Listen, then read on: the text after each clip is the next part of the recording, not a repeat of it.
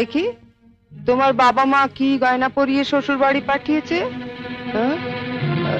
গলার ওই দুটো সোনার না ইমিটেশন? আমার মা বাবা নেই, ছেলেবেলাতেই মারা গেছেন। আমি মামার কাছেই মানুষ।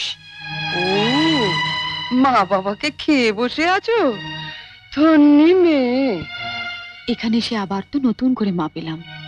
ও বাবা, কি কাব্য মারা কথা রে বাবা। শিখে নাও মেজো বউ, শিখে নাও। আমার বাবা ওসব ন্যাকামি আসে না। নাও, খোলো দেখি হাতটা। দেখি দেখি দেখি দেখি, ছোট বউয়ের মুখখানা দেখি। তোকে আবার কে খবর দিল?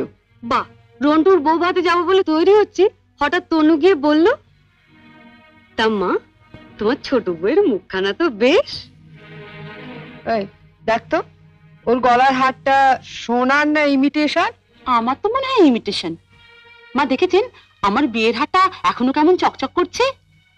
এটা তো মনে হচ্ছে না, কেমন যেন মেয়ের মেরে। এটা আমার মায়ের গয়না, মা মারা যাবার সময় মামার হাতে দিয়ে গিয়েছিলেন। এই সুটকেসে আরো আছে। দেখি দেখি দেখি, সরো সরো সরো না, বাপের বাড়ি থেকে কি আনলে দেখি।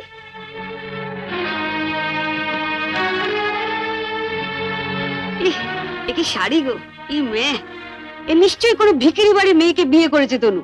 আমাদের বাড়ি ঝিয়েরাও এর কাপড় পরে না। ছি ছি, দেখ দেখ, বাবা লাল লাল হয়ে যাচ্ছে দেখি পাউডার। মা মা আমি ঠিক বলছি মা, এ নিশ্চয়ই কোনো বস্তি বাড়ি মেয়ে, নইলে বিয়েতে কেউ এরকম শাড়ি দেয়? দেখ দেখ, বাহ এই শাড়িটা কিন্তু বেশ, তাই না মেজে বৌদি? মোটামুটি। হ্যাঁ মা, আমাদের এখন আমাকে মানিয়েছে, খুব সুন্দর মানিয়েছে, ভালো, খুব সুন্দর। আমি এই শাড়িটা নিয়ে যাচ্ছি, রন্টুর বউ ভাতে পরে যাব। শোনো, রাত্রিবেলায় ভালো করে আমি এসে সুটকেসটা ঘেটে দেখবো, কিছু যেন শরীর রেখো না। মা নজর রেখো। শাড়িটা রেখে যাও। রেখে যাবে মানে? শুনলে না, ও এটা পরে ওর বন্ধুর বউ ভাতে যাবে। বউ ভাতে যাবে? নিজের শাড়ি পরে যাক।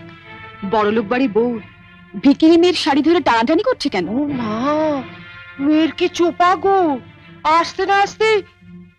আমি বলছি শাড়িটা ছাড়ো। না, আপনার মেয়ে না বলছিল আমার মামা যেসব শাড়ি দিয়েছে তা নাকি ওদের বাড়ি ঝিও পড়ে না? তামা, আপনি আপনার মেয়ের বিয়েতে এমন একটা শাড়িও দিতে পারেননি যেটা পরে রন্টুর বউ ভাতে যেতে পারে? আপনি তো দেখছি মা আমার মামার চেয়ে বেশি বিকিরি।